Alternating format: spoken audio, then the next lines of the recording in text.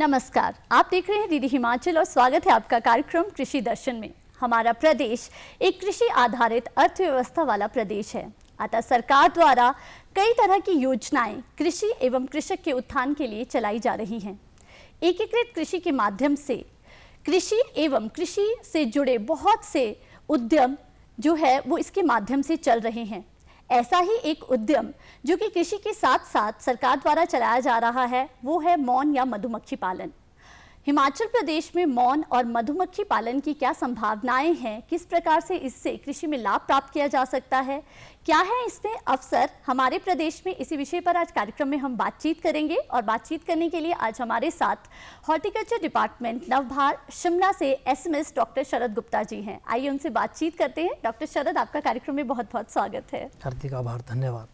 Doctor शरद, जिस तरह से हम व्यावसायिक स्तर पर मौन या मधुमक्खी पालन की बात कर रहे हैं, तो मैं जानना चाहूँगी कि हिमाचल प्रदेश में क्या कुछ संभावनाएं हैं मौन पालन को लेकर। जी डिम्पल जी, इसमें जैसा कि आपको विदित ही है, जो हमारा हिमाचल प्रदेश है उसमें अनेक प्रकार की विविध जलवायु लो स्ट्राटा से लेकर हाई रेंज तक हमारे पास उपलब्धता रहती है। तो उसी के हिसाब से हमारे पास जड़ी बूटियाँ भी हैं, जैसे हायर रीजन्स में। तो जो शहद हिमाचल के हायर एरिया में, हायर जो उच्च क्षेत्र है वहाँ उपलब्ध होगा, वो शायद ही हमें कहीं ऑल ओवर इंडिया मिल पाए। तो एक तो हमारे पास एडिशनल एडवांटेज ये है। और दूसरा, मैं थोड़ा डाटा को लेके बात करता हूँ कि जैसे जो हमारे भारतवर्ष में शहद का उत्पादन है वो 1,33,000 मीट्रिक टन है, जो ऊपर नीचे वेरी करता रहता है, चेंज होता रहता है हर साल। और जो अगर हम इसकी अपेक्षा देखें तो पूरे विश्व में 18 लाख मीट्रिक टन के आसपास शहद का उत्पादन होता है। लेकिन आपको ये जानकर हैरानी होगी कि भारत से 50% जो शहद का उत्पादन होता है भारत में, उसका हम एक्सपोर्ट करते हैं जी। हाँ, तो अब भारत में 1,40,00,000 लोग हैं, लेकिन विडंबना यह है कि हम लोग सिर्फ शहद का उपयोग या तो दवाई के रूप में इस्तेमाल करते हैं या फिर अपने पूजा पाठ के लिए। तो भारत में शहद का जो कंजम्पशन है प्रति व्यक्ति वो सिर्फ मात्र 50 ग्राम प्रति वर्ष है। अगर हम विदेशों में देखें तो यह कंजम्पशन लगभग 250 से 300 ग्राम है, और जर्मनी में तो यह 2 किलो प्रति व्यक्ति पर ईयर है। तो आप अंदाज़ा लगा सकते हैं कि अभी भी भारत में कितना स्कोप है मधुमक्खी पालन का। थोड़ा सा लोगों को अवेयर किया जाए, लोगों में अवेयरनेस लाई जाए, तो इसमें जो शहद का कंजम्पशन है वो अच्छी मात्रा में बढ़ सकता है, और लोगों को हमें प्रेरित करना पड़ेगा जी। जिस तरह से आपने कहा कि हम इसका एक्सपोर्ट 50% जो है हम इसे एक्सपोर्ट कर रहे हैं, तो मुझे लगता है जो भी लोग इस व्यवसाय से जुड़ना चाहते हैं उनके लिए आय अर्जित करने का ये एक बहुत अच्छा साधन है। बिल्कुल, बहुत ही बढ़िया साधन जी। तो ये किस प्रकार से कर सकते हैं, जो व्यक्ति से जुड़ना चाहते हैं किस प्रकार से आय अर्जित करने को जो है इसे अपना सकते हैं? देखिए डिम्पल जी, इसमें जो हम एक मिनिमम कॉलोनीज लेते हैं, क्योंकि जब भी हम कोई व्यवसाय शुरू करते हैं तो हमारे पास एक मिनिमम इकोनॉमिक वायबल यूनिट होना चाहिए, ताकि जो जैसे हमने मधुमक्खी पालन का व्यवसाय शुरू करना है मान लीजिए, तो मेरा ये मानना है कि कम से कम मधुमक्खी पालक के पास 100 बक्से होने चाहिए, क्योंकि एक मधुमक्खी पालक 100 बक्सों को, जो उसके बी हाइव्स हैं, उसको आराम से उसकी देखरेख कर सकता है, उसको आराम से हैंडल कर सकता है। तो ये जो 100 बॉक्सेस रखते हैं, तो 100 बॉक्सेस से लगभग सालाना 3.5 से 5 लाख रुपए तक की आय अर्जित की जा सकती है, जो कि एपिस मेलिफेरा के केस में हो सकता है जी। और जो अभी आपने बताया कि किस किस प्रकार से आय अर्जित की जा सकती है, तो अभी तक तो हमारा ये मानना था कि मधुमक्खी सिर्फ शहद देती है, ठीक है, लेकिन शहद के अलावा और भी बहुत सारे उत्पाद हैं जो हमें मधुमक्खी से प्राप्त होते हैं। जैसे सबसे पहले तो मैं शहद की बात करूंगा, क्योंकि जो एवरेज एपिस मेलिफेरा से जो हमें शहद मिलता है, जो विदेशी मक्खी है, उससे जो हमें शहद मिलता है वो लगभग से प्रति बॉक्स हमें 30 किलोग्राम उसकी एवरेज आ जाती है। हालांकि आपको जान के हैरानी होगी कि भारतवर्ष में 110 किलो शहद भी एक मौन पालक ने निकाला है एक बॉक्सी से, लेकिन हम 30 किलो मान के चल रहे हैं कि अगर हमारा मधुमक्खी जो मौन पालक है वो 100 बॉक्सीज रखता है अपने पास और वो 30 किलो के हिसाब से बेचता है, और मैं उसका होलसेल रेट लगा के 100 रुपये होलसेल रेट मान के चलता हूँ, तो उसमें उसको लगभग से 3 लाख रुपए प्रति वर्ष सिर्फ शहद से ही वो अर्जित कर लेगा होलसेल में।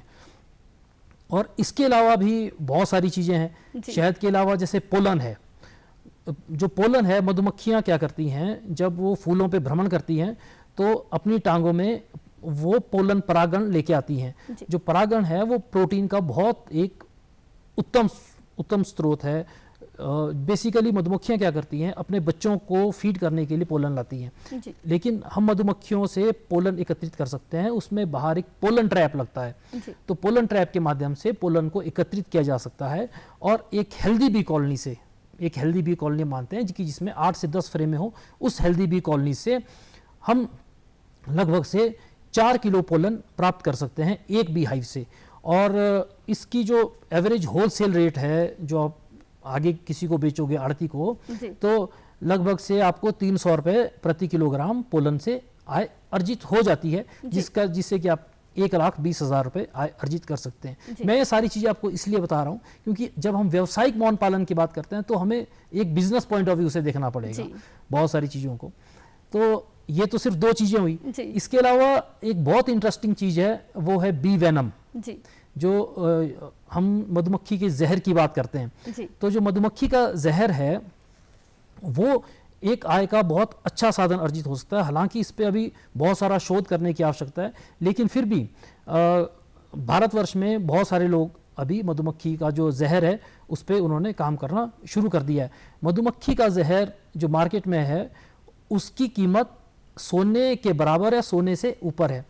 उसके 1 ग्राम जहर की कीमत लगभग से 6,000 से 7,000 रुपये प्रति ग्राम है।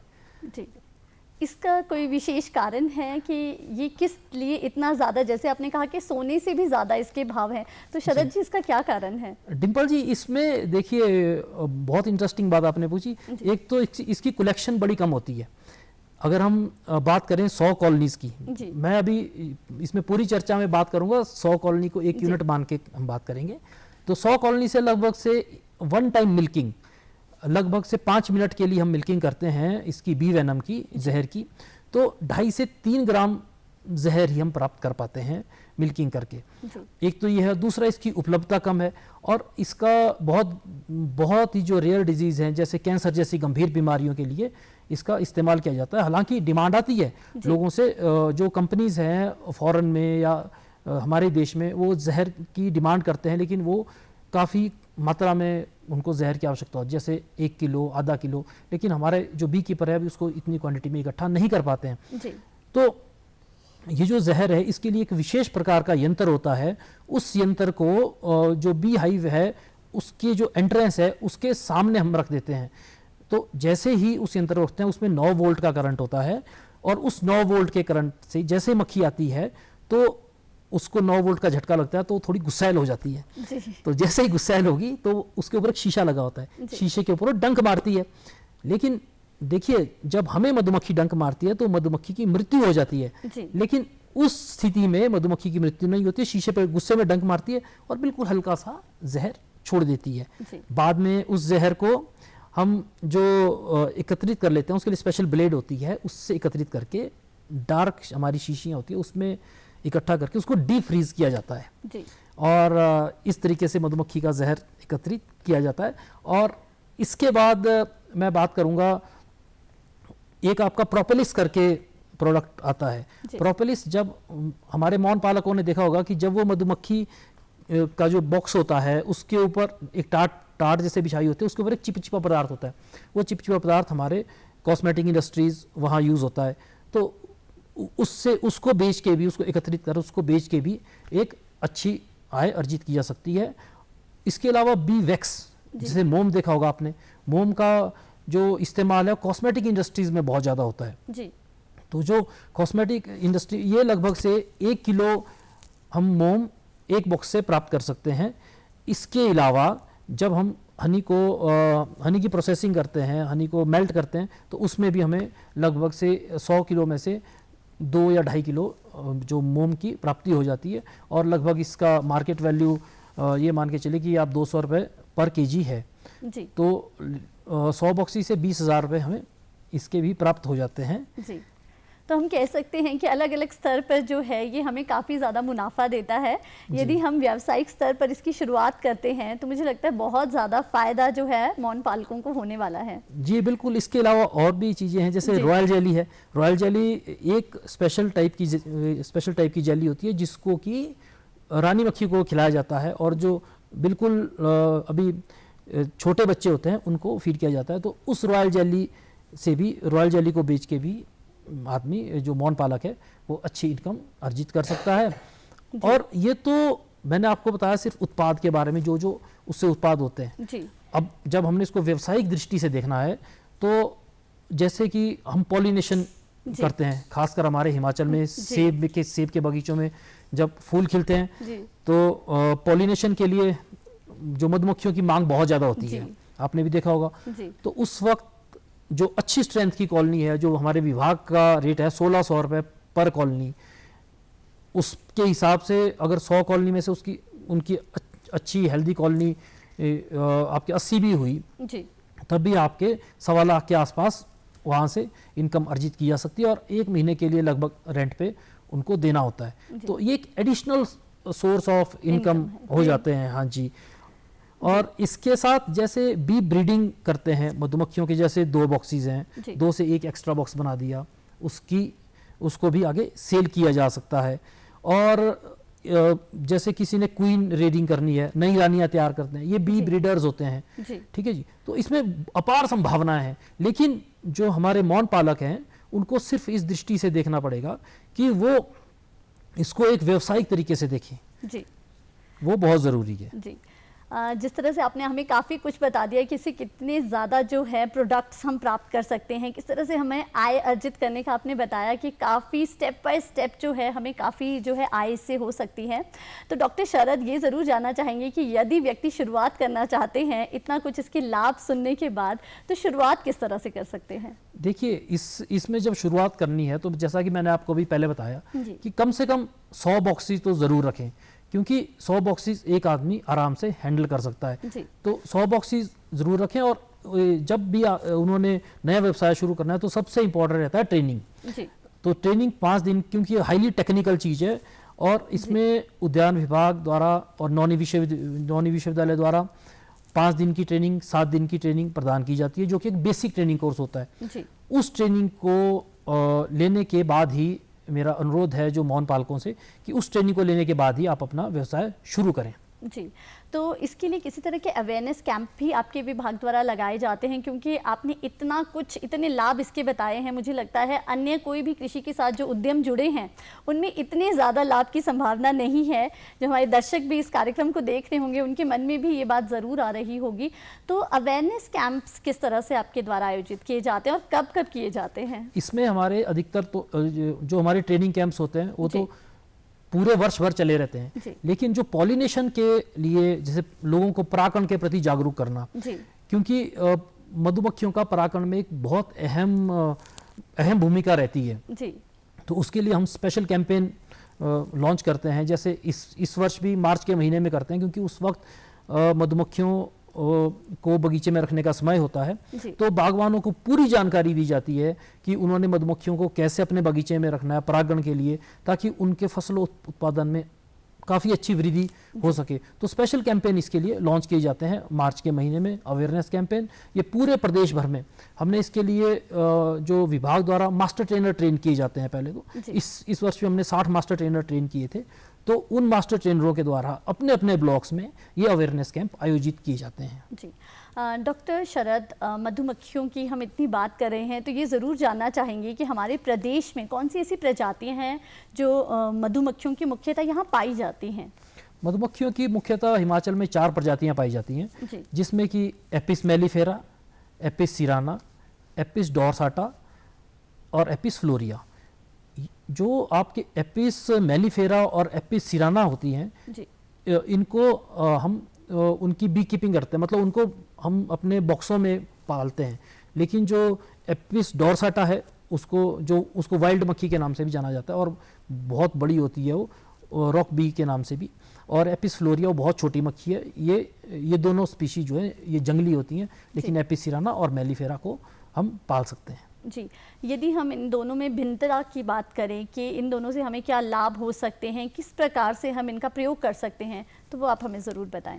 देखिए, इसमें अगर किसी ने व्यावसायिक मौन पालन की तरफ जाना हो तो वो मैं उनसे आग्रह करूंगा कि वो एपिस जो मेलिफेरा है उसको प्रेफर करें, क्योंकि जो एपिस मेलिफेरा में शहद की उत्पादन करने की क्षमता है वो एपिस सिराना से अधिक है। जैसे कि मैंने आपको पहले बताया कि on an average Apis mellifera से हमें 30 किलो तक शहद उत्पादन प्राप्त हो सकता है, जबकि जो एपिस सिराना है उससे हमें 7, 8, 9 किलो इतना ही शहद उत्पादन प्रतिवर्ष मिलता है। लेकिन देखिए, जैसे हर चीज़ के कुछ फ़ायदे होते हैं, कुछ नुकसान होते हैं। तो एपिस मेलिफेरा में क्या है, उसके साथ साथ जैसे अब एपिस जैसे मैंने आपको बताया कि शहद उत्पादन अच्छा होता है, तो इसके साथ जो मौन पालक है उसको साथ साथ मक्खी को लेके जाना पड़ता है, क्योंकि हिमाचल में हमारे वर्ष भर फूलों की जो उपलब्धता है वो नहीं रहती, खासकर सर्दियों में। तो सर्दियों में हमें अपनी मक्खियों को स्थानांतरित करना पड़ता है। जैसे निचले क्षेत्र हैं, हरियाणा, राजस्थान, सरसों पे करना पड़ता है, तोरिया पे ले जाते हैं हम, ताकि उनसे हमें बहुत अच्छा शहद उत्पादन प्राप्त होता है। तो उस समय पे जैसे हम अक्टूबर के अंत में या नवंबर में मधुमक्खियों को माइग्रेट कर लेते हैं नीचे, तो हमें माइग्रेशन के साथ जाना पड़ता है। उसमें माइग्रेटरी है ये एपिस जो आपकी मेलिफेरा है। इसके विपरीत जो एपिस सिराना है वो एक स्टेशनरी बी कीपिंग है, एक जगह पे आप उनको रख सकते हैं, उनको आपको माइग्रेट करने की ज़रूरत नहीं रहती है। अब देखिए, जिसको माइग्रेट करने की ज़रूरत नहीं है तो वो आप अपने घर बैठ के भी आराम से उनकी देखरेख कर सकते हैं। जी, तो मुझे लगता है डॉक्टर शरद, यहाँ पर ये जो महिलाओं के लिए इस तरह की जो बी कीपिंग का है ये काफ़ी अच्छा रह सकता है। जैसे कि आपने कहा कि इन्हें माइग्रेट करने की ज़रूरत नहीं है, और आपने कहा कि घर पर ही हम इसका व्यवसाय कर सकते हैं। तो मुझे लगता है महिलाएं जो आज स्वयं सहायता समूह के माध्यम से या अन्य माध्यम से भी जो अपना व्यवसाय कर रही हैं, तो उनके लिए क्या ये लाभप्रद हो सकती है? बिल्कुल, आपने बिल्कुल सही बोला, क्योंकि ये जो एक स्टेशनरी बी कीपिंग है इसमें महिलाएं अपने घर का काम भी निपटा लें, हाँ, और मधुमक्खियों की देखरेख भी कर लें, और उनके लिए एक एडिशनल इनकम का सोर्स भी हो जाएगा। और साथ में जो इसके शहद की वैल्यू होती है, जो देसी मक्खी एपिस सिराना की बात कर रहा हूँ मैं, इसके शहद की वैल्यू एपिस मेलिफेरा के शहद की वैल्यू से बहुत अधिक है, क्योंकि इसमें जो आपको एपिस सिराना का शहद है, देसी मक्खी का शहद, वो होलसेल में भी लगभग से 400 से 500 रुपये प्रति किलो मिल जाता है, जबकि एपिस मेलिफेरा का शहद आपको 100 रुपये के आसपास, इस साल रेट थोड़े कम है तो 100 रुपये के आसपास आपको इसमें शहद की प्राप्ति होती है। लेकिन एपिस सिराना में थोड़ा सा नुकसान ये है कि उन मक्खियों में ना स्वार्मिंग टेंडेंसी बहुत ज़्यादा होती है। स्वार्मिंग टेंडेंसी होती है कि उनको भागने की, जैसे मतलब कुछ उनमें कॉलोनी में ज़्यादा होगी, स्ट्रेंथ ज़्यादा होगी तो एकदम भाग जाएंगी वो। तो उस चीज़ की हमें स्पेशल ध्यान रखना पड़ता है कि उनकी स्वार्मिंग होने से पहले ही हम उनका डिवीज़न कर दें, और एक बक्से से और बक्से हम बना सकते हैं। जी, डॉक्टर शरद, जिस तरह से आपने महिलाओं के लिए कहा कि वो घर बैठे भी इस व्यवसाय को कर सकती हैं, तो आपसे ये जानना चाहेंगे कि जो ज़मीन है, क्या उसकी हमें कोई एरिया रहता है कि हमें इतनी ज़मीन की इस व्यवसाय के लिए ज़रूरत है, या हम घर की छत पर भी इस कार्य को बड़े आराम से कर सकते हैं? देखिए डिम्पल जी, वैसे तो कृषि में हमें ज़मीन की ज़रूरत रहती ही है, मतलब कृषि व्यवसाय ज़मीन से जुड़ा है, लेकिन इस व्यवसाय की खूबसूरती यही है कि इसमें आपको ज़मीन की ज़रूरत नहीं है। अगर किसी बागवान के भाई के पास कोई बंजर ज़मीन पड़ी है, या कोई ऐसी ज़मीन है जिस पे पानी नहीं लगता, सूखी ज़मीन है, हाँ, या फिर जैसे आपने बताया घर की छत के ऊपर, तो वहाँ भी ये व्यवसाय आराम से शुरू हो सकता है, क्योंकि इसके लिए कोई आपको स्पेसिफिक फर्टाइल लैंड की ज़रूरत नहीं है। जी, हम कहीं पर भी इस व्यवसाय को शुरू कर सकते हैं। बिल्कुल।